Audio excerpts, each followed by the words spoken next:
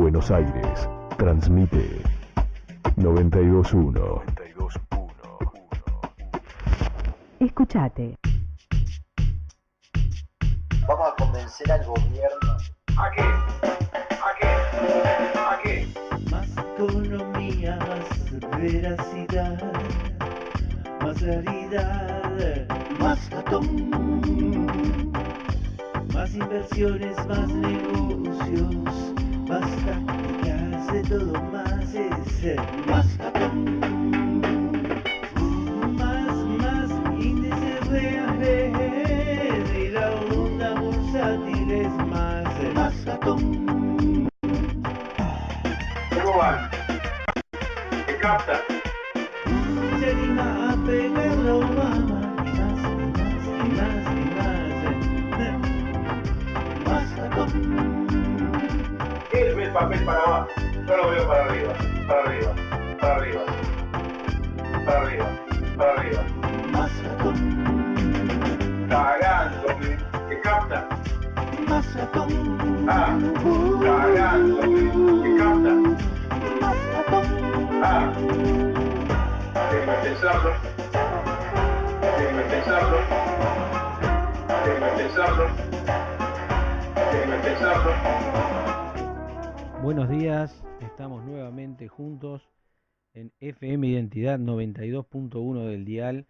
Se pueden comunicar con nosotros al 5246-0244. Estamos en Real. Un gran abrazo para Tom, que tengo entendido que nos estuvo escuchando el fin de semana. El fin de semana se acabó el descanso, vamos a empezar con las malas noticias. Bueno, como ustedes saben, el ajuste sobre la recesión viene creciendo. Ahora, ¿quién se está ajustando hoy? Nosotros, el sector privado. El sector privado está sufriendo todo el peso del ajuste. Asalariados, ¿por dónde le ajustan? Le ajustan por las paritarias cuidadas, en donde le fijan un techo, donde presionan a sindicatos y empresarios para que no aumenten los salarios por encima de X porcentaje. Ahora le niegan un bono para fin de año. Ustedes saben que hay un bono que le quería dar el sector empresario y que reclamaban los sindicatos y que el gobierno se resiste. Salió Capitanich a decir de que los salarios han aumentado su poder de compra. Otra de las tonterías que nos tiene acostumbrado Capitanich. ¿Cómo saca la cuenta? Bueno, si nosotros anualizamos los índices que publica el INDEC, nos da alrededor de un 25% de inflación. Si la pauta de actualización salarial que se desarrolló entre mayo y agosto de este año está en el orden del 30, entonces dentro de su cabecita parece que el salario recuperó un 5% de poder adquisitivo, lo cual es absolutamente mentiroso. Tengan presente de que el mínimo no imponible no se actualizó, que los salarios superiores a 15.000 pesos siguen teniendo la misma base, el impuesto a las ganancias no se ha morigerado y además el sector privado empresario, los empleadores, las pequeñas industrias, los profesionales, también tienen su ajuste, pero este ajuste tiene muchísimos frentes. Por un lado, la escasez del crédito hacia los sectores de la economía activa son prácticamente inexistentes, tanto los créditos internos como los créditos externos. Los créditos externos están planchados por el default y el crédito interno porque lo absorbe prácticamente todo el Estado Nacional y cuando no los absorbe tiene tasas que son absolutamente inalcanzables para los posibles tomadores de esos créditos. A su vez, las operaciones que requieren intercambio con el exterior tienen el mismo problema. El cepo se ha profundizado. Nosotros alcanzamos a comentar el viernes las últimas medidas que habían tomado respecto de los importadores. Esto es un endurecimiento del cepo. En vez de aflojarlo, lo endurecen, lo cual demuestra o bien una torpeza técnica o bien una escasez de divisa que está más allá de lo que declaran. Otro punto donde se nota el ajuste al sector privado es la ley de abastecimiento. En un momento habíamos dicho que las retenciones era una forma de quedarse con la renta del capital y la ley de abastecimiento era una forma de quedarse y liquidar el stock. Habíamos sufrido una descapitalización por no quedar saldos para reinvertir a través de una alta imposición en general a toda la economía, más las retenciones a los sectores que la sufren, los exportadores en general, y el sector agropecuario en particular.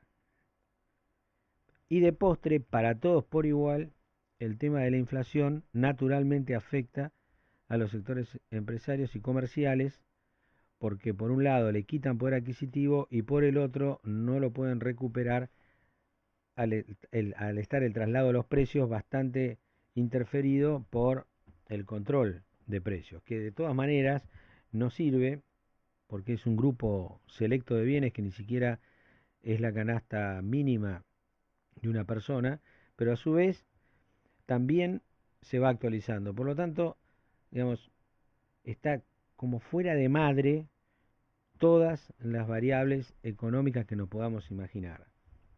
El ajuste por parte del Estado ausente. Es decir, al día de hoy no tenemos ninguna medida, ningún anuncio, ninguna política que nos lleve a pensar de que el gobierno nacional va a hacer algún tipo de ajuste en sus cuentas públicas.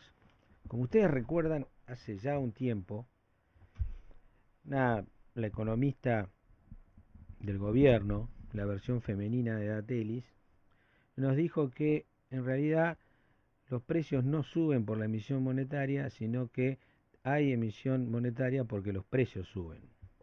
Ahora, yo me pregunto, ¿el costo del Estado no es un precio para el sector privado? De eso nunca hablan.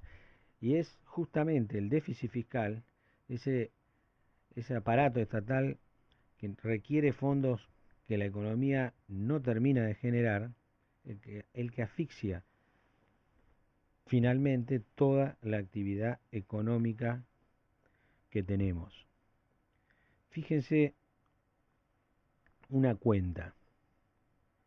Durante todo el periodo que viene, desde el 2003 hasta hoy, si nosotros sumamos los crecimientos de todos los años y lo dividimos por 12, que son los años devengado, el 2014 lo tomamos ya por devengado, nos da una tasa promedio de crecimiento del PBI más o menos en el orden del 5,4, 5,6, depende cómo tomemos el número.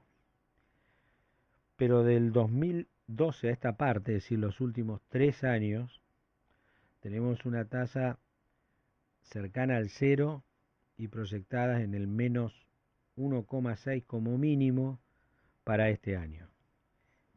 Este tercer trimestre económico que cerramos ahora en el mes de septiembre también nos ofrece una caída del 3% en la actividad económica. Señores, a mí realmente me parece de que no hay fondos para pagar las deudas que tenemos el año que viene. Y por más que haya bajado el petróleo, también bajó la soja, por lo tanto el desequilibrio se dará con un numerito más, un numerito menos, pero el déficit va a permanecer igual o peor. No sé si ustedes lo han escuchado últimamente a Banoli y los últimos movimientos que se están produciendo en nuestros mercados. Cualquiera que mira la pizarra el viernes ve que hubo subas en varios bonos, en varias acciones, pero ojo, si uno estira la línea, estira la visión del mercado, va a ver que la abrupta caída que se produjo alrededor del 30 de septiembre, 1 de octubre hasta hoy, no es recuperada con la suba de un día, ni se va a recuperar, entiendo, porque los movimientos a la baja recién han comenzado a definirse como tales. Vino todo, si ustedes observan, los principales valores y acciones, bonos. Van a ver si toman, por ejemplo, el Bonar X, que tuvo una suba de 3, un cuarto más o menos, o si ven el Bonar 24, que también tuvo una suba apenas superior al 5, son bonos que se destrozaron el 30 de septiembre, 1 de octubre, en las ruedas esas. ¿Por qué se producen estos movimientos de subas? Bueno, hay operaciones sobre estos bonos, algunos se recuperan valores, después tenemos una gran liquidación de bonos por parte del ANSES, y también las aseguradoras están liquidando cartera, porque a las aseguradoras le van a colocar un bono en estos días, linkeado con el valor del dólar oficial, por un monto de 1.000 millones. Por lo tanto, se están haciendo de los fondos para comprar esos bonos. Ahora, ¿qué pasa? Vanoli, que parece ser un hombre muy, pero muy inteligente, dijo que no va a devaluar. ¿Y qué está diciendo con eso? Le está diciendo a la aseguradora, señores, ustedes van a perder plata que no van a poder guardar ni en una carretilla. ¿Por qué? Pues si estos bonos están linkeados a la devaluación, si esta devaluación no supera la tasa de inflación, van a perder plata. Así de sencillo. Y además, tampoco paga este bono ningún punto sobre esta diferencia. Con lo cual, como vemos, estamos de nuevo empeorando la situación y descapitalizando ahora al sector asegurador. O sea, el sector bancario lo vimos, ya sabemos lo que han hecho, bajando sus posiciones en dólares ya hace unos meses. Ahora le meten bonos al sector asegurador. Antes se quedaban con la renta del capital a través de cargas impositivas, retenciones y demás. Destruyen el poder de compra del salario, se quedan con parte del salario a través de la inflación. Y dale que va con el ajuste al sector privado. Mientras tanto, la recesión se sigue profundizando. La pregunta del millón es, ¿se dan cuenta o no se dan cuenta? ¿Saben o se hacen los locos con esto? ¿Cuánto tiempo más va a aguantar la economía con una presión de esta naturaleza? Que además viene absolutamente anunciado. Por ejemplo, Vanoli dijo, no esperen nada el 2 de enero para el tema de los holdouts. Y que por supuesto, como que van a arreglar, pero si se amoldan a las condiciones generales del resto de los acreedores. ¿Esto qué quiere decir? Que no van a pagar. No van a pagar la misma oferta que se le hizo a los holdouts durante todo el periodo anterior a la sentencia, es la que se le hizo después de la sentencia y es la que se le va a seguir haciendo después de enero, que es la misma que han rechazado permanentemente. Hay que ver, hay que decodificar qué quiso decir Bain cuando decía que un arreglo con los holdouts iba a permitir un ingreso de 10.000 millones de dólares a la Argentina. No aclaró nada, sencillamente lo que quiso plantar es la idea en los electores de que Scioli, ya que su principal asesor es Bain, Scioli estaría dentro del pelotón de los que después de octubre del 2015 estarían dispuestos a arreglar con los holdouts.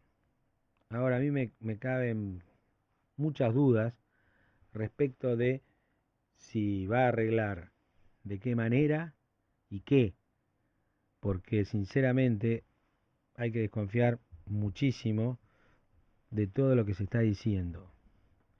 Normalmente es todo mentira y resulta todo diferente a lo que plantearon.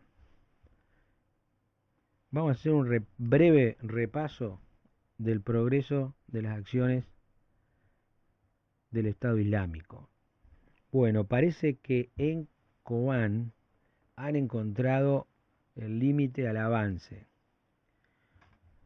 Recordemos que el ataque a la ciudad de Kobán por parte de los fundamentalistas empezó más o menos el 19 de septiembre. es decir que lleva un mes. Al principio los combates progresaron, los kurdos retiraron a la población civil, se quedaron en la defensa los más jóvenes y los universitarios, tomando posiciones bajo el concepto de acá no nos sacan sino muertos.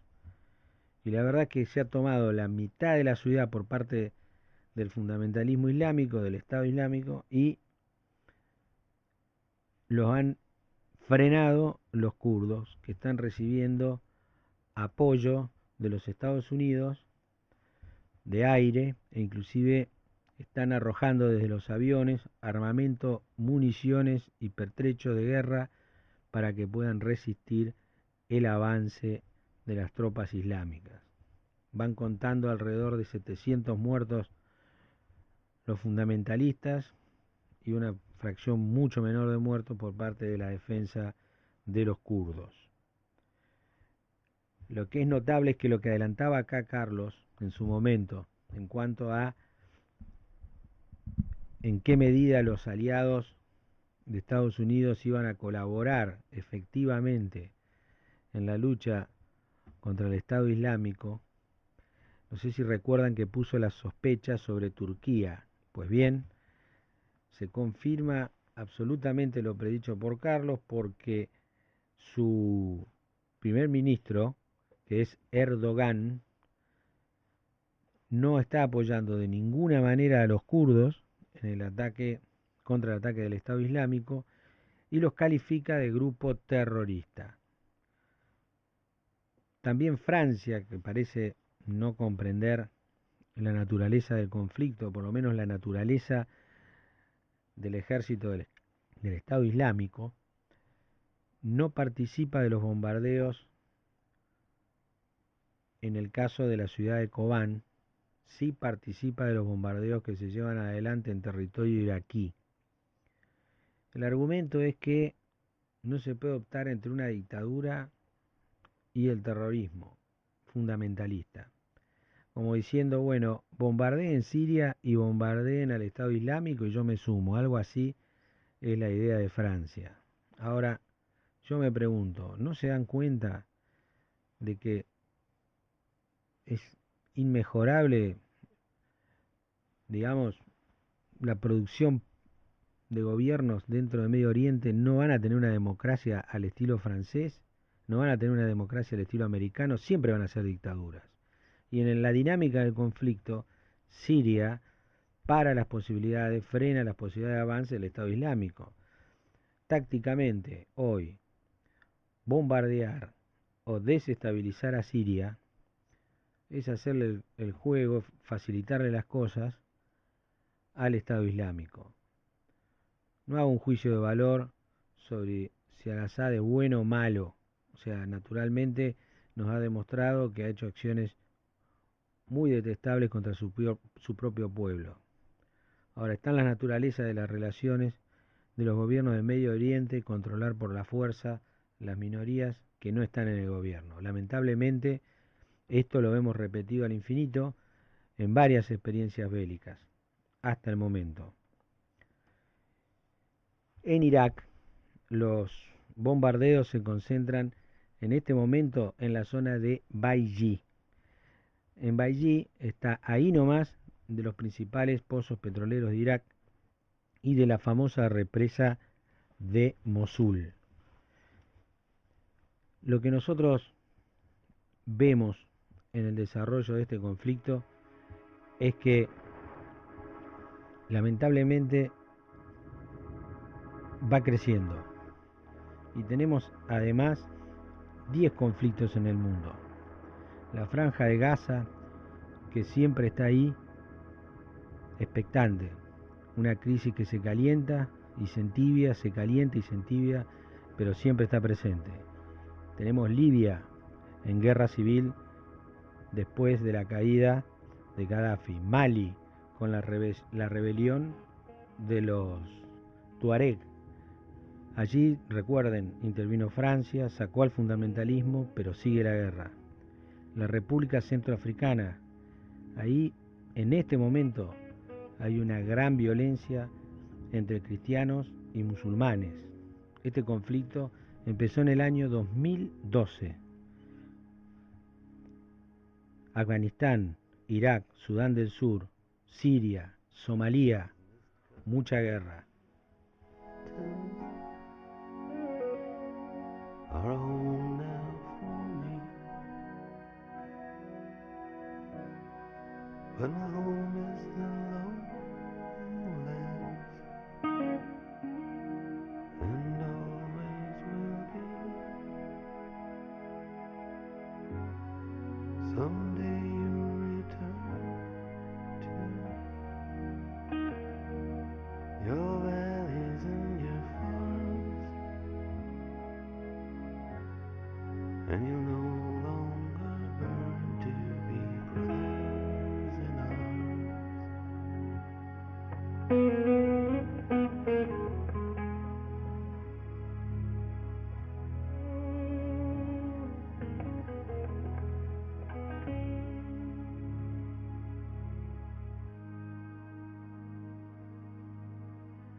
Through these fields of destruction, baptisms of fire, I've witnessed your suffering as the battle raged high, and though it hurt me so bad, in the fear and alarm, you did not desert me, my brothers in arms.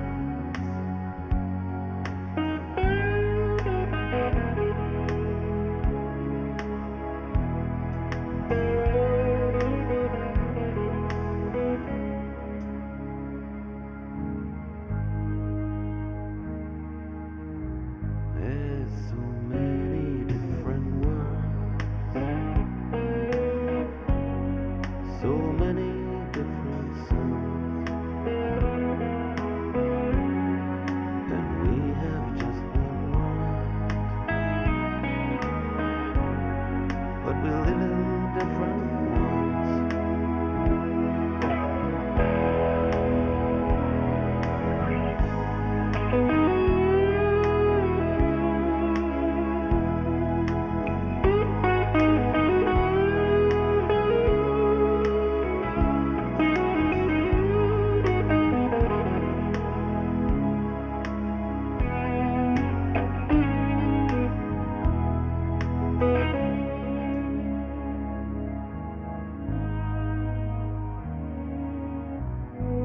Now the sun's gone to hell, the moon's riding high. Let me bid you farewell. Every man has to die, but it's written in the starlight, in every line in your palm. We're fools to make war on our brothers in arms.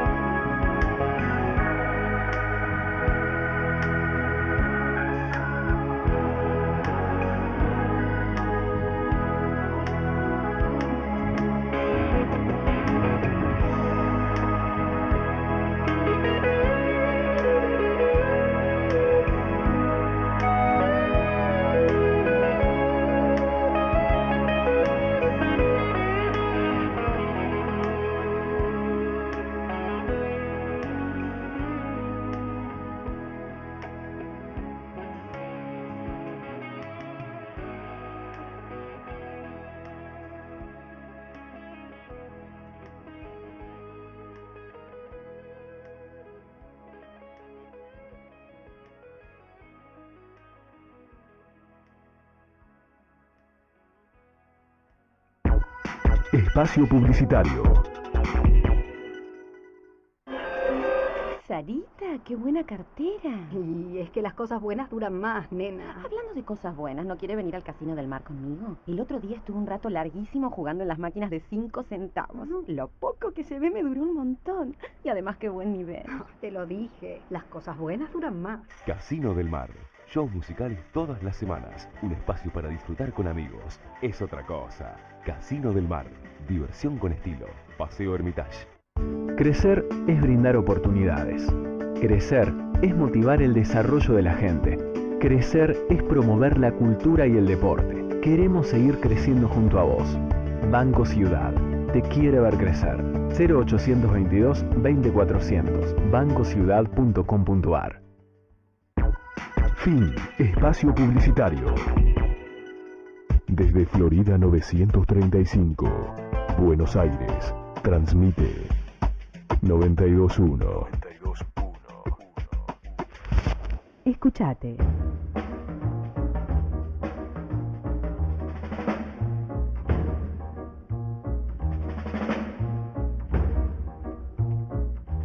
Buen día, Gegenstadt. Saludos, Maslatón. Hablando de economía, creo que la premisa del buen administrador empresario de hoy todavía dice: por el momento no venderás nada, porque en la reposición te descapitalizás seguro. Mejor mantenerse comprado, y hasta aquí preferentemente en dólares, aunque también en otras mercaderías. Pero ahora, con un nuevo rebote del gato muerto, algunos economistas están recomendando unas nuevas promo miseria en cuotas. ¿Vos cómo ves el futuro de los negocios honestos en la Argentina? ¿Sabés cuántas vidas le quedan al gato?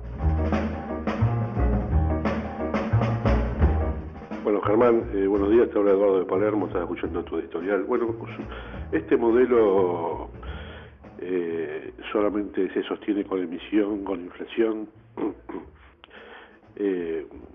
con emisión monetaria. Ahora yo quiero saber, y con gasto descontrolado, ¿qué va a hacer este gobierno o qué va a hacer el próximo gobierno o quién le va a poner el cascabel al gato?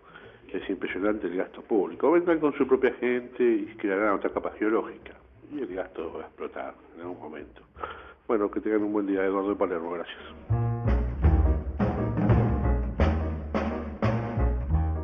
Buen día, Gegenstadt. Habla José María de Alto Palermo. No te preocupes por el déficit. Los billetes de 1.000 pesos vienen marchando. Con eso resolvemos todo el problema, aunque sean falsos, pero con eso se arregla todo. Que tengas buen día. Sí, buenos días. Bueno, lo escucho siempre, le hablan en hora de Congreso. Mire, yo lo que quisiera saber, porque ya sabemos de que digamos esto extra que supuestamente nos iban a dar, no nos van a dar absolutamente nada. Para fin de año me gustaría saber si pagarán el aguinaldo, porque realmente se va a venir un hecatombe acá si no pagan el aguinaldo ni siquiera. No sé qué es lo que pretenden, ¿no? Eso es lo que me gustaría saber. Les mando un beso, Nora de Congreso.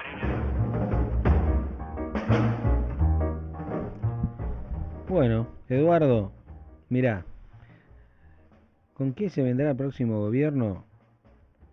A mí me da la impresión de que algún toque en las cuentas públicas va a tener que hacer. O sea, el sector privado está absolutamente exhausto. Entonces, o compensás el desequilibrio con una avalancha de inversiones o ajustás el Estado. Tampoco hay muchas posibilidades. Lo que no puede seguir es el encorsetamiento de todas las actividades económicas, ese país atado que tenemos, en donde no hay forma de hacer nada sin pedir permiso, y el permiso no llega, y cuando llega el permiso no tenés los recursos. O sea, ese país paralizado, obviamente, que es como una olla a presión, le estás sujetando con fuerza la tapa. Entonces, a mí me da la impresión de que algo de eso va a venir. Ahora, a lo mejor Aldo Pignanelli nos tira un poco alguna línea respecto de lo que piensa hacer el Frente Renovador, pero la verdad, ahora estamos tratando de comunicarnos con él, pero la verdad que yo veo un poco eso, Eduardo, veo que el próximo gobierno va a tener una tarea tremenda encima. De hecho, fíjate vos, ¿viste Uribarri, el gobernador de Entre Ríos? Pues bien, empezó a echar asesores de Cristina. Cristina lo echó al EM del banco Vice y rompieron lanzas, parece. ¿Cuál es el problema de Uribarri? Ya antes pagaba por quincena al sector público. Este fin de año, Nora, que hablaste de Congreso, que decís si va a haber o no va a haber aguinaldo.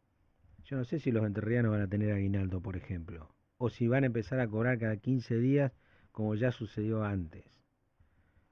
Es decir, este es el problema que hay en el país.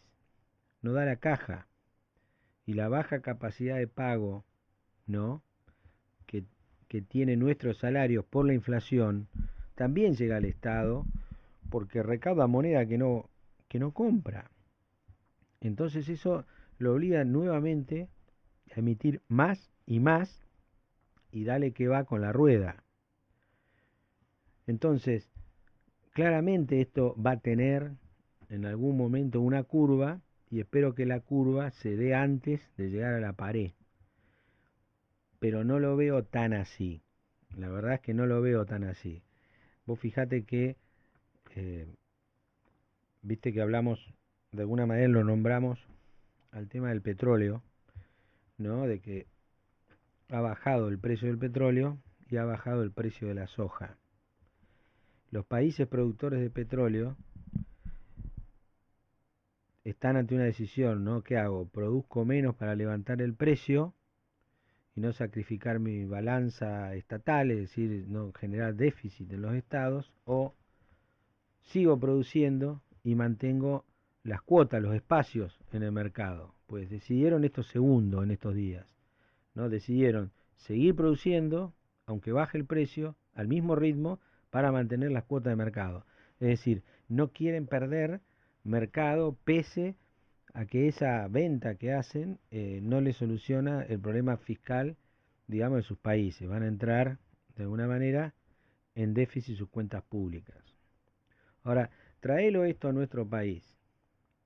Nuestro país tiene gran parte de sus ingresos del complejo agroindustrial, y dentro de ese complejo agroindustrial la soja tiene un papel protagónico. Esa soja cayó en su valor.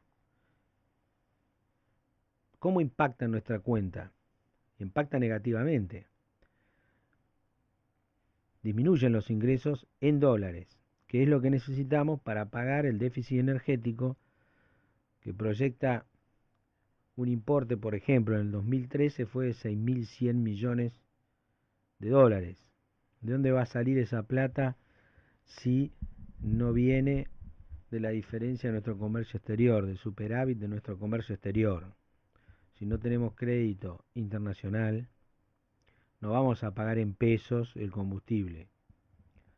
¿Se acuerdan? Comentario que hicimos aquí también de los barcos cargados con gas que no podían entrar, que la excusa era la marea, pero que nosotros sospechábamos que en realidad no había dinero para pagarlos. Esto es lo que está sucediendo. El Estado se está moviendo con un presupuesto de caja, es decir, las importaciones se permiten en la medida que los dólares que hay en la caja estén. Si no están, no se paga. Y recordemos que las importaciones en un 90% la tenemos afectadas a la producción. Entonces, si no activamos rápidamente nuestro mercado de importaciones y exportaciones, estamos mal. La lógica de la solución de la caída del consumo es inversa a la que creemos que sería la correcta. Tomemos un ejemplo. El caso del mercado automotriz, los autos. ¿Qué hicieron a principio de año? Aplicaron un impuesto feroz. ¿A dónde? A la alta gama. ¿Y qué pasó? Sencillamente se dejó de vender. Y después, para vender, en vez de bajar la carga impositiva, lanzan créditos a tasas subsidiarias. Yo me pregunto, ¿por qué no bajan los impuestos y se dejan de embromar? ¿Por qué siempre esa actitud de sacarte lo que te corresponde y devolvértelo como si fuese una gauchada, de manera tal de no aflojarte la soga del cuello y no dejarte vivir? Tenemos en línea a Aldo Pignanelli, expresidente del Banco Central, un hombre con gran experiencia, gran conocimiento, que forma parte del equipo de masa del Frente Renovador. Hola Aldo Pignanelli, Germán Guegen ya te habla, ¿cómo estás? Sí, buen día Germán, bien. Te escucho un poco bajo, no sé si... Hola, ¿ahora? Ahí sí, ahí estamos bien. Bueno, estábamos comentando, no sé si escuchaste, algunas consideraciones respecto de los últimos movimientos de la economía. Nos preocupa mucho lo que ha dicho Vanoli respecto de que no van a devaluar, lo cual significa mantener, por lo menos en el mejor de los casos, mantener una brecha cambiaria que está prácticamente insoportable ya. Claro. Y que vos habías dicho, yo me acuerdo, de que el dólar debería estar, el dólar oficial me refiero, algo así como 10,40, ¿puede ser? Sí, exacto. ¿Vos cómo, o sea, yo a Eso Vanoli lo realmente dice el no lo gobierno. entiendo, yo realmente no lo entiendo, ¿viste lo que, o sea, va a lanzar un bono, o sea, linkeado con el valor del dólar oficial de 1.000 millones y dice no voy a devaluar, dice vos que estás obligado a tomar el bono vas a perder, ¿cómo es esto? A ver, el dólar es un bien más, una mercadería más. Por lo tanto, debe acompañar el ritmo inflacionario. Si el dólar no acompaña el dólar inflacionario, comienza a ser una mercadería pedida, como pasa hoy. Si el gobierno en enero dijo que el dólar de equilibrio era 8 pesos, y de enero hasta hoy la inflación real acumulada fue un 30%, el dólar de equilibrio de ese dólar es 10,40. El gobierno dice no, la inflación fue del 20 porque la siguen dibujando. Bueno, vamos a costo de la construcción o precios mayoristas, que es donde menos se miente, y están diciendo que efectivamente la inflación fue un 30%. ¿Eso dice el INDEC mismo? Claro.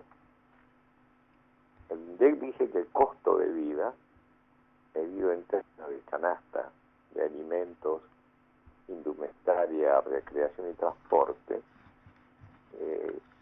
y gastos de vivienda, fue un 20% de inflación entre enero y septiembre. Cuando vas a precios mayoristas, o costo de la construcción, mejor, ya le está dando ese 30% de inflación, 29-30% en 9 meses. Por lo tanto, si vos actualizás los 8 pesos de enero, más la inflación, estamos hablando de 10 pesos con 40. Y de ahí sale el número, nadie inventa nada, ¿no? Ahora, vos sabés que hace varios programas venimos tratando de proyectar o reconstruir a ver cuál puede llegar a ser el ingreso de divisa dura para el año 2015.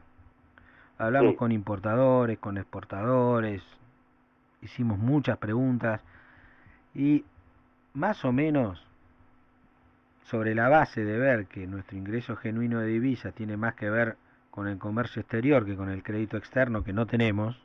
Claro.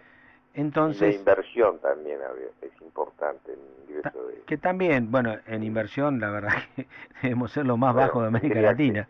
Sería la fórmula mejor para la Argentina, no endeudarte porque te entran inversiones, cosa que sí hicieron en los últimos 10 años todos los países latinoamericanos, excepto ya sabemos que 2 países no lo hicieron. Ahora, con el tema de los ingresos por comercio exterior, lo que logramos juntar de información de todo lo que hemos hablado durante la semana ha sido básicamente que tendremos unos 7.000 millones de dólares de ingreso, así como número global. Con materia de inversión del exterior, que acabas de sumar al análisis, naturalmente el cepo funciona más para que no entre dinero que para que salga. Claro, así es. Entonces, ¿cómo pensás vos que se desata este nudo que ha hecho este gobierno bastante difícil de analizar en cuanto a dónde está la puerta, dónde está la punta para salir? Mira, hay dos cosas que vos tenés que tener para que una economía funcione: estabilidad y que te crean. Y vos no tenés una estabilidad medida en términos relativos al mundo, a América Latina. Y estabilidad significa, por ejemplo, tener una inflación de un dígito. El promedio de inflación de toda América Latina es 4% anual. Vos tendrías que buscar estar lo más cerca posible a ese promedio. El segundo tema es que te crean, o sea, tener un gobierno y además el equipo económico que sea creíble. Creíble porque, bueno, porque van a invertir, te van a dar créditos, incluidos los organismos multilaterales como el BID y el Banco Mundial, que dan préstamos a muy bajo costo, préstamos de promoción, que también hemos perdido. Y recuperar eso. Entonces, básicamente, si vos lográs esos dos ítems, cosa que para este gobierno resulta una quimera, evidentemente, es muy probable que comiences a tener un flujo de dólares a favor y eso te permita tener mejores posibilidades, vas a normalizar el INDEC, vas a gastar lo menos posible y en forma transparente el gasto para reducir el déficit fiscal, vas a tener un tipo de cambio estable y competitivo que te permita recuperar el superávit de la balanza comercial, y de esa manera vos podés volver al mercado único y libre de cambio, abrir el cepo cambiario y tener una etapa positiva del flujo de dólares. Esto es posible, pero claro, necesitas cambiar algunas cosas, ¿no? O todas, depende. Sí, unas cuantas por lo que veo, pero Aldo, hace unos días Massa dijo que en unos 100 días liquidaba el cepo. Así es.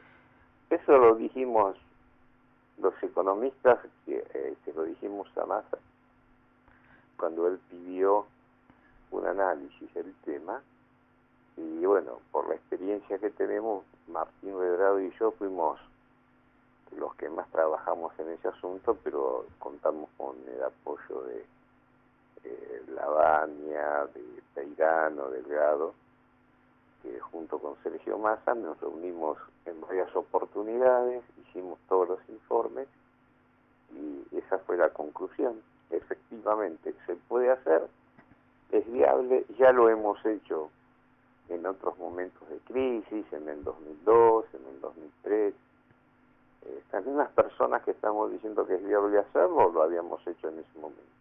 ¿Cuáles serían, viste que a partir de que dijeron que en 100 días se podía sacar el cepo, y que más o menos visualizado por el mercado el cepo como la principal traba para la inversión y para la activación de todo el aparato productivo, en cuanto el 90% de las importaciones están afectadas a bienes que entran, digamos, en el proceso productivo, es decir, tiene que ver con el empleo, pero ¿cuáles serían entonces las medidas, bajando un renglón, para ir un poco más técnico, cuáles serían las medidas que vos pensás que se deben adoptar para poder desarticular, desarmar esta cajita difícil que es el cepo? Mira, en primer lugar, tener un plan. Tenés que plantear un plan que es un plan de estabilidad, tenés que buscar una mejor posición fiscal, el gasto público se ha disparado enormemente, y no justamente tanto en el tema remuneraciones, sino en el tema subsidios. Ahí estábamos viendo una denuncia contra IPF, que contrata la importación de combustibles a precios muy altos. ¿Qué pasa con los subsidios a las empresas distribuidoras de luz, productoras de luz, de gas, de transporte público, de transporte aéreo, y buscar evitar el despilfarro en el gasto público. Hay mucho despilfarro en el gasto público. Es decir, Aldo, a ver si comprendí bien.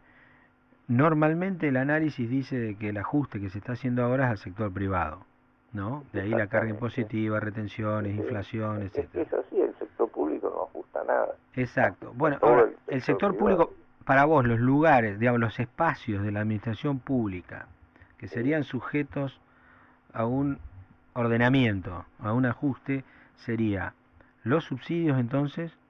Los subsidios a empresas. A empresas. No significa solo, y como dice el gobierno, quieren ajustar tarifas. El gobierno ya está ajustando las tarifas. Sí, totalmente. Sí. Y no es así. Primero hay que hacer un profundo análisis de la transparencia y en qué se usan los subsidios. Los subsidios a las empresas cuadruplican a los subsidios sociales. Entonces hay que hacer un profundo análisis de los subsidios económicos. En los subsidios sociales hay que mantenerlo, pero darle una aplicación que signifique generación de trabajo y capacitación, porque así como está la cosa no va.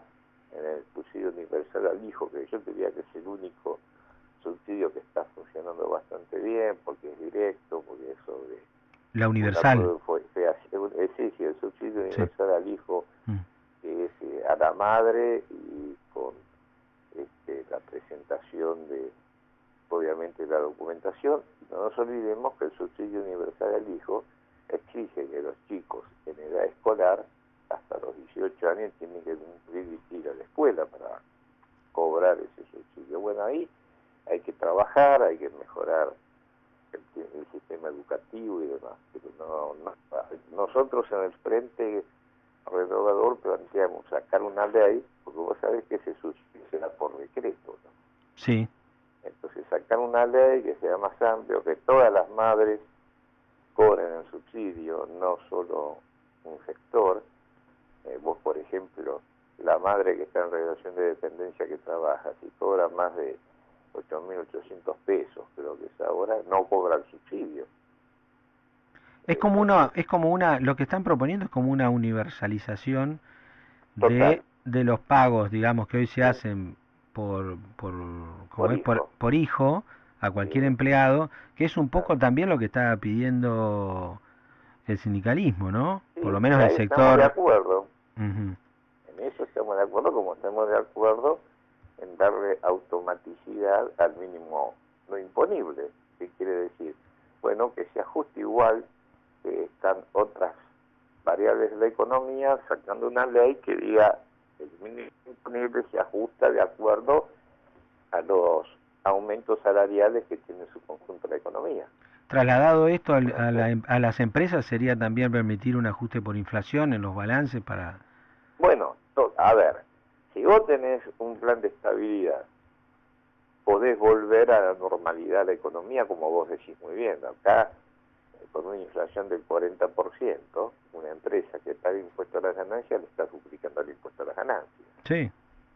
Sí, sí. Entonces, bueno, todo eso son, para que la gente que nos escuche entienda, todos esos son factores que retrasan la inversión. Entonces, ¿qué es el cepo cambiario? Nosotros estamos hablando, bueno, ¿cómo salimos? ¿No? Entonces yo te decía, el problema fiscal, tenés el subsidio, tenés el problema de los contratados del Estado que no hacen nada. Solo en el Estado Nacional, sin contemplar provincias y municipios, hay más de 80.000 contratados de altísimos sueldos que no se sabe qué función cumple, si están capacitados o no, y ahora los están nombrando, como saben que se van, los están nombrando como personal permanente, ¿no? Tenés el problema de la obra pública, la falta de transparencia en todo eso. Tenés el problema del costo de los intereses de la deuda. Si vos tenés un plan económico que funcione, que ingresan dólares, todos los países latinoamericanos, Bolivia, Paraguay, Chile, Brasil, Uruguay, Perú, Ecuador, Colombia, México mismo, están capturando, tomando crédito al 4% anual. Hoy Argentina no baja del 12-13% anual la tasa implícita en los bonos de la deuda. Eso también lo podés bajar como costo. Y después está la política fiscal en su integridad. Hay que revisar bien todos los subsidios que haya, las desgravaciones que han del impuesto a las ganancias, al IVA. Esos son miles y miles de millones de pesos, a ver quiénes son los beneficiarios. Sí, Esto sí. por un lado. Y después está lo que yo te decía recién, con un plan de estabilidad, tener un dólar de equilibrio. Bueno, si el dólar tiene que valer 10,40, tendrás que tener un dólar único de ese precio. Tendrás que tener una tasa de interés sobre el peso que por lo menos se equilibre con la evolución del dólar. Y vos, como pasa hoy, tenés una inflación del 40 anual y la tasa de interés del 20-23 anual. Es muy difícil que la gente quiera ahorrar en pesos, por eso la gente busca dólares. Y sí, es la puerta que le das. Y después tenés que normalizar el INDEC para que te crean afuera. Hay que darle una solución al tema de los buitres, porque eso, si no, va a ser no solo de los buitres, de los holdados, diría mejor, a todo el conjunto ese. Hay que buscar una solución. A ver si con un pago a largo plazo, con quitas, salir de todo ese problema y dejar de confrontar con todo el mundo. Entonces vos, con todas esas medidas, después el cepo cambiario se abre solo. Ni hace falta hacer mucho esfuerzo. Requieren esos 100 días que dijo Massa de plazo para que con un nuevo gobierno vos comiences a dar esos mensajes y vayas recuperando la credibilidad. Vos sabés que el mundo económico, el mundo financiero, el mundo de las inversiones, de los créditos, se anticipan a los ciclos. Entonces, si ese mercado ve que hay un gobierno, un equipo económico que es libre, con experiencia, y que marca un camino, se anticipan y van a empezar a ingresar los dólares que están. Los dólares están esperando venir a Argentina para que haya gente normal. Tampoco quieren genios, gente normal en el gobierno. No, pero además los dólares trata. Los dólares no desaparecen, cambian de lugar en realidad. Ahora se están yendo. Así es.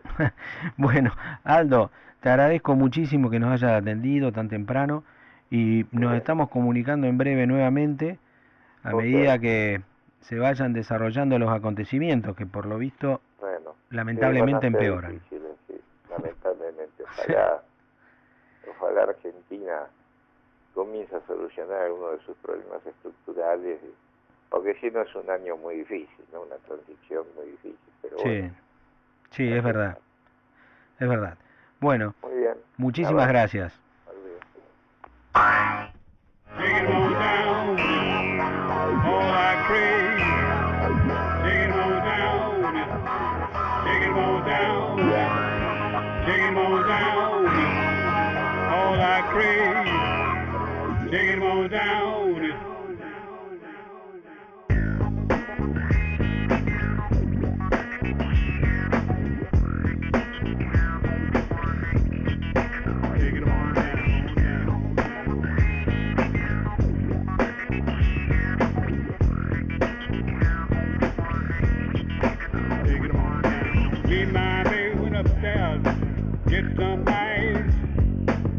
Back down, we done shook 'em down twice.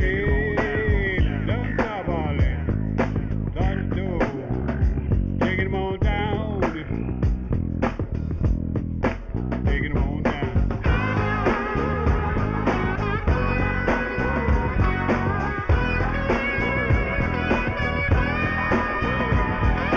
Taking 'em on down, taking 'em on down. All I pray,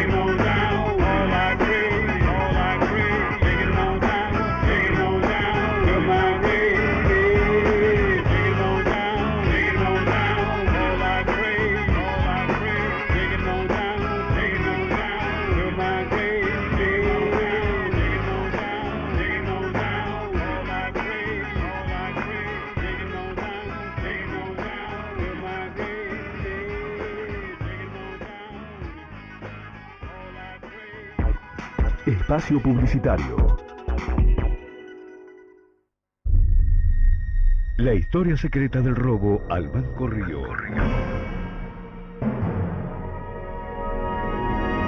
El robo del siglo, la historia secreta, el nuevo libro de Luis Beldi. La historia secreta del robo al Banco Río. Algunos calculan que el monto supera holgadamente los 20 millones de dólares, pero lo más sorprendente es el ingenio puesto en juego por los ladrones para concretar un golpe tan audaz. El robo del siglo, la historia secreta, el nuevo libro de Luis Beldi, editorial El Ateneo. Pensando en mis pies, te vi de roca sin renacer, fui a tu peña como un gospel. Una nueva fortaleza se alza en Tilcara, a los pies del Río Grande. Más allá la magia del Pucará. Posada Tampumayo, las estrellas más cerca tuyo. www.tamayo.com.ar. Un lugar muy cerca del cielo. Tilcara te espera más cerca del cielo. Tilcara te espera más cerca del cielo.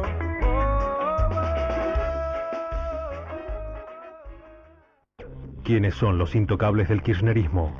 El negocio de la impunidad. El nuevo libro de Luis Gasulla revela la herencia corrupta del gobierno K. Desde la Cámpora a Eve de Bonafini, pasando por Amado Vudú, los intocables de este gobierno quedan al descubierto en esta gran investigación. El nuevo libro de Luis Gasulla, El negocio de la impunidad. Publica Sudamericana. Fin. Espacio publicitario. Sparks excitement in the boys, but the policemen look annoyed. Perhaps these are ones they should avoid. Bueno amigos, estamos en línea con Mariano Causino, analista internacional, abogado, un hombre que ya lo conocemos en el programa. Hola Mariano, ¿cómo estás? ¿Qué tal? ¿Cómo están ustedes? ¿Qué tal, Germán? ¿Cómo te va? Mira, sabemos que estás en Estados Unidos. Así es, sí, sí. ¿Nos contás un poco la actividad que tuvieron? Bueno, yo vine aquí invitado por el Inter-American Institute for Democracy, que es una institución que ya funciona hace bastantes años aquí en Estados Unidos, en Miami, que promociona las ideas de la libertad en Sudamérica, bueno, en el hemisferio, en todo el continente, pero bueno, especialmente se dedica a los temas vinculados con Cuba, con Venezuela, con Bolivia, lamentablemente cada vez más con la Argentina, porque esto revela la preocupación ante el deterioro de la calidad democrática y republicana de la Argentina en los últimos años. Y el día viernes estuvimos allí en un seminario vinculado al uso, titulado El uso del pasado por parte de estos gobiernos del socialismo del siglo XXI, en un panel que dirigió el presidente del instituto, que es Guillermo Lustó, que es un argentino. Bueno, y ahí también disertamos junto a Seferino Reato, Agustín Laje y José Venegas. Allí también estuvo Carlos Malatón, no como disertante, pero estuvo activamente participando en el debate. Y bueno, en fin, está en internet, se pueden ver las conclusiones, se puede ver la reproducción de la conferencia, ¿verdad? Bueno, fue prácticamente un recordatorio del centenario del fallecimiento de Roca, a quien le dedicaste un artículo muy interesante. Sí, además en el día de ayer, ya en otro orden de cosas, aunque está vinculado por supuesto por el uso del pasado y de la falacia histórica, ayer se cumplieron 100 años del fallecimiento del general Roca, quien a mi modo de entender fue el estadista más grande del siglo XIX y tal vez de toda la historia argentina, porque seguramente el líder político más importante de la historia argentina y por su gravitación actual es el general Perón, pero como estadista, es decir, como hombre que realizó una tarea de transformación del gobierno, yo diría que el general Roca es el que ha alcanzado una envergadura mayor.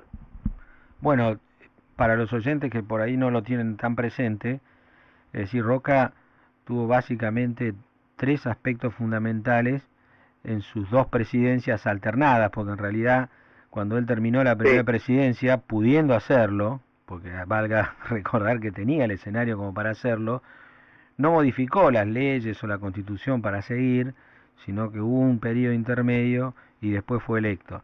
Estos 3 aspectos fueron básicamente darle la extensión territorial que tiene hoy a la Argentina, consolidarla con un primer acuerdo limítrofe con Chile, que estaba en guerra en ese momento con Perú, en la guerra del Pacífico. Además, unificó las Fuerzas Armadas. Nosotros hemos hablado, a raíz del conflicto de Medio Oriente, lo importante de tener un ejército nacional por sobre, digamos, sectores, etnias o lo que fuere dentro del país. Nosotros teníamos ejércitos provinciales como resabio de la época de la guerra civil nuestra, ¿no? Así es. Y después la educación, la ley 1420 de educación universal, que produjo la unidad cultural, si se quiere de alguna manera, frente a la gran cantidad de inmigración. Bueno, se le imbuía de un sentido nacional y una historia y un ethos como pueblo a la República Argentina. Pero vos destacabas también otras cosas más. Bueno, hay que tener en cuenta que con la ley 1420, que comúnmente se adjudica su autoría al gobierno de Sarmiento, y en realidad es una legislación impulsada y aprobada en el gobierno de Roca, lo que se logró fue unificar el sistema educativo a los efectos de generar una homogeneidad cultural, porque debe tenerse en cuenta que la Argentina era el país del mundo, después de los Estados Unidos, que mayor cantidad de inmigración atraía, de manera tal que lo que había que hacer en la Argentina era conformar una cultura nacional única, o por lo menos uniforme. Eso hizo que se le diera semejante impulso, que por supuesto no fue solamente mérito de Roca, sino de toda su generación. Recuerdo que cuando Roca asume la presidencia, él le ofrece a los 2 expresidentes inmediatamente anteriores a su llegada al poder, que son Avellaneda y Sarmiento precisamente, les ofrece a ambos los 2 cargos más importantes en el área educativa, porque Avellaneda pasó a ser rector de la Universidad de Buenos Aires y Sarmiento pasó a ser presidente del Consejo Nacional de Educación, una suerte de Ministerio de Educación. De modo que, y por supuesto ellos 2 aceptaron, lo cual es significativo de la importancia que esa dirigencia política le daba al tema, ¿no? Imaginemos hoy... y Avellaneda, Mariano, que había sido ministro de Educación ya y presidente, ¿no? Exacto, sí, exactamente. Pasa a ser rector de la universidad. Claro. Bueno, después fue senador breve tiempo y Avellaneda murió a los 4 o 5 años de dejar el cargo, enfermo. Pero lo significativo del caso es que la figura de Roca es una personalidad que no puede ser soslayada, o no puede ser continuamente sometida al agravio y a la distorsión histórica a la cual se ha querido someter en estos últimos años, porque esto sería como si nosotros cuestionáramos al general San Martín o a Belgrano. Tiene esa envergadura histórica. Y sí, es como cuestionar a San Martín porque fusilaba a sus propios soldados que se dormían cuando estaban de guardia, o que hablemos del genocidio indígena cuando buscaba desplazar a los mapuches, que eran indios chilenos que hicieron un genocidio con los nuestros, con los originarios nuestros, y que además era la segunda etapa de la campaña del desierto de 1830 más o menos de Rosas, que justamente de esa línea vienen quizá los más retractores. Digo, el país, todos nuestros próceres aportaron algo, y Roca quizá fue el que más aportó. Por supuesto, lamentablemente los países que en vez de tomar la historia de una manera integral y tratar de asimilar las cosas positivas, se dedican a mirar para atrás permanentemente y a denostar a una figura y exaltar a otras con el solo propósito de lograr un objetivo político inmediato y coyuntural. Bueno, lamentablemente no se avanza de esta manera. Pero bueno, el kirchnerismo y los países gobernados por el socialismo del siglo XXI lamentablemente han entrado en esta caracterización, usar la historia en ese sentido. Pensemos que en Venezuela, sin ir más lejos, el expresidente Chávez en un momento acompañó su firma a un documento histórico que yo creo que era la independencia del país, junto a la firma de Bolívar. Es decir, pretendió imbuirse, o digamos, pretendió crear la impresión de que había participado en un acontecimiento histórico en el cual obviamente no tenía nada que ver. Pero hemos llegado a tal nivel de absurdo. Qué bárbaro. Vos sabés que vamos a cambiar un poquito de tema. Yo te llamaba por el tema, vos publicaste una nota el Día de la Lealtad, el 17 de octubre, sobre el eterno retorno a la petropolítica. ¿Sabés que vos sabés que a mí me pareció muy interesante la nota y me gustaría que la compartamos con los oyentes y que nos digas un poco qué te movió a hacer esto?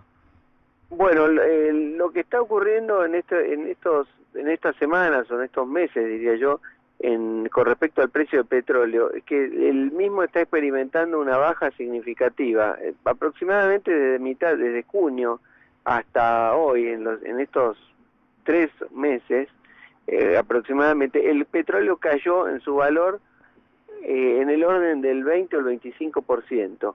Eso tiene un resultado de imponer que el precio del barril de petróleo hoy está en torno a los 80 o 82 dólares, sobre una cotización que estaba cercana a los 100 o incluso superó a los 100 en algún momento en este año, y que tuvo picos de 120 o 130, si yo mal no recuerdo, en los últimos 2 o 3 años. El dato sintomático de esto es que los países que mayor nivel de conflictividad política tienen hoy en el mundo son países que tienen una dependencia extrema de la renta petrolera. Esto son los casos de, entre nosotros, nuestra región, Venezuela, pero también lo son, por ejemplo, Irán, también lo es, y también lo es Rusia, que tiene una dependencia gigantesca de su economía de la renta de los productos energéticos, ¿verdad? Especialmente de gas y petróleo. Entonces, la significación política que esto puede tener es que una caída persistente del precio del petróleo podría generar cambios importantes geopolíticos, porque debilita indudablemente a estos países que hoy son vistos como países que desafían permanentemente al sistema internacional. Ahora, vos habías hecho una línea, ¿no? A raíz de la reflexión de un hombre, de un norteamericano, como que, digamos, como una especie de alianza, ¿no? De Irán y Rusia. Ahí no, yo lo que reproduje un testimonio, una reflexión que en el New York Times escribió Thomas Friedman hace algunos días, pocos días, en el cual hay una línea de pensamiento en la política o en el análisis político norteamericano que señala que se podría estar dando, repito, se podría estar dando una situación parecida o comparable a la que tuvo lugar hace 30 años, a mediados de la década del 80, cuando el gobierno de Arabia Saudita, en una política o aliada o que finalmente terminó siendo coordinada con los Estados Unidos y con Occidente en general, prefirió perder precio en la cotización del petróleo y no perder mercados en la organización, en la OPEP. Eso hizo que durante la década del 80, pero especialmente en la segunda parte de la década del 80, el precio del petróleo cayó notoriamente, y eso perjudicó en aquel momento a la Unión Soviética. Ustedes recuerden que cuando el presidente Reagan asumió su cargo en enero del 81, la política de la administración republicana para luchar contra el imperio soviético consistió en aumentar el déficit fiscal de los Estados Unidos como consecuencia del aumento de la carrera armamentística. Eso hacía que el gasto de defensa de los Estados Unidos se disparó, se elevó notoriamente. Como la Unión Soviética pretendía tener una cierta equidad o equiparar el gasto militar norteamericano, eso provocó que la economía rusa tenía que exigirse una cantidad de recursos para los que no podía estar preparado, y cuando el precio de los commodities energéticos cayó notoriamente, eso terminó de desestabilizar todo el sistema presupuestario soviético, ¿verdad? Sí, provocó la caída, ¿no? En el 89. Y bueno, exactamente. Entre otras causas, por supuesto, pero eso fue, digamos, fue el proceso que aceleró una situación que podría haber durado un tiempo más. ¿Vos pensás que porque es extraño, digamos, ver que una zona que está en pleno conflicto y que es la principal productora mundial de petróleo, en ese contexto baje el precio del petróleo, ¿no? Bueno, lo que ocurre es que el precio del petróleo está bajando por razones que son ajenas al conflicto de Medio Oriente exclusivamente. El precio del petróleo baja porque por una combinación de factores. Por un lado, la economía norteamericana está yendo hacia un proceso de autoabastecimiento energético. Y después, a su vez, la segunda economía del mundo, la economía china, está mostrando una caída en la tasa de crecimiento. No es que está dejando de crecer, pero en China ha pasado de crecer al 10% anual a un 7% aproximadamente. No estoy dando números precisos, pero ha caído en su tasa de crecimiento. Y la Unión Europea persiste en una recesión importante, de modo que la demanda global de energía ha bajado. Y eso presiona fuertemente entonces al petróleo y a todo lo que tiene que ver con la generación a partir de allí. Exactamente. Bueno, te agradecemos mucho y bueno, ¿cuándo te tenemos en Buenos Aires de nuevo? En 2 o 3 días ya estoy regresando, supongo que estará volviendo también allí Maslatón. Sí, Carlos llega el miércoles está aquí. Muy bien. Bueno. Excelente, muchas gracias y un gusto, que sigan bien. Bueno, gracias Mariano, chao.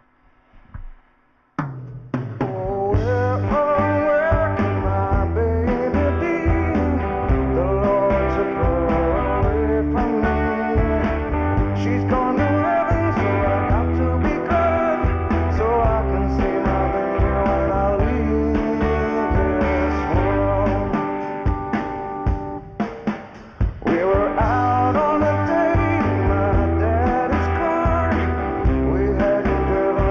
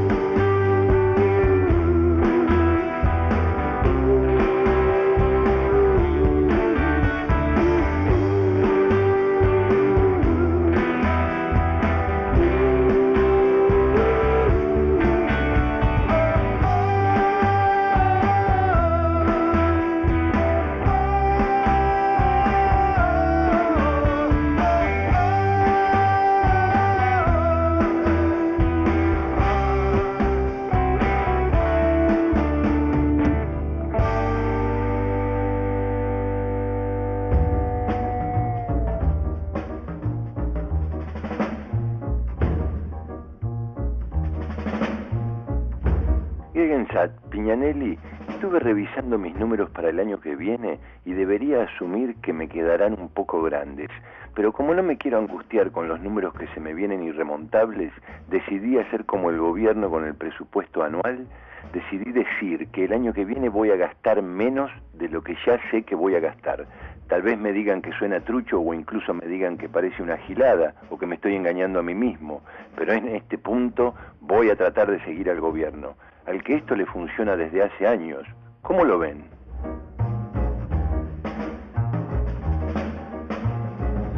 Bueno, la verdad, como lo veo, que vas a tener problemas de caja. Bueno, recordamos a Roca en el centenario de su fallecimiento, que fue ayer, 19 de octubre, y parece que fuese ayer también la presencia de Roca entre nosotros. Recordemos que él hizo algo muy, pero muy importante en Argentina, que fue la unidad monetaria. Un país necesita territorio, gobierno nacional, ejército nacional, una moneda y una cultura que lo identifique dentro de la multiplicidad cultural, una línea que lo identifique. Y justamente estos aspectos, estos 4 aspectos que nombramos, son los aspectos centrales de la administración de Roca y de su generación. Pero hay algo que también es importante, porque a veces, por los métodos, se sacrifican los fines. Y Roca no solo tuvo fines correctos y beneficiosos para la Argentina, sino que también lo logró con un método que hoy parece un sueño. Paz y administración era la frase del roquismo. Paz y administración. Ojalá a partir del 2015 tengamos las dos cosas en Argentina. Sepamos reconocer de cada uno de nuestros próceres sus aspectos positivos. No los usemos para enfrentarnos en el hoy y tapar las macanas y los defectos del gobierno actual o de los gobiernos actuales. La historia no nos dice qué debemos hacer para el futuro. No es una magistra vitae como se dice normalmente en los libros, pero sí es una fuente que nos dice en qué lugares no debemos volver a caer. No debemos volver a caer en el enfrentamiento entre los argentinos. Tenemos que ir hacia una convivencia en paz y hacia una administración eficiente de las cosas comunes. Nos vemos mañana. Chau. Vamos a convencer al gobierno. ¿A qué? ¿A qué? ¿A qué? Más economía, más veracidad, más realidad, más ratón, más inversiones, más negocios, más tácticas, de todo más es ser más ratón. Más índices reales y la onda bursátil es más ratón. ¿Cómo van? ¿Qué capta? ¿Qué capta? Se anima a pegarlo, mamá, y más ratón. ¿Qué es el papel para abajo? Yo lo veo para arriba, para arriba, para arriba, para arriba, para arriba. Más ratón. Cagándome. ¿Qué capta?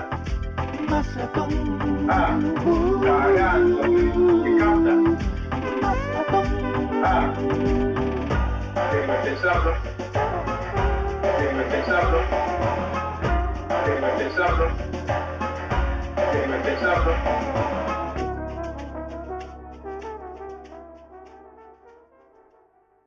Espacio publicitario.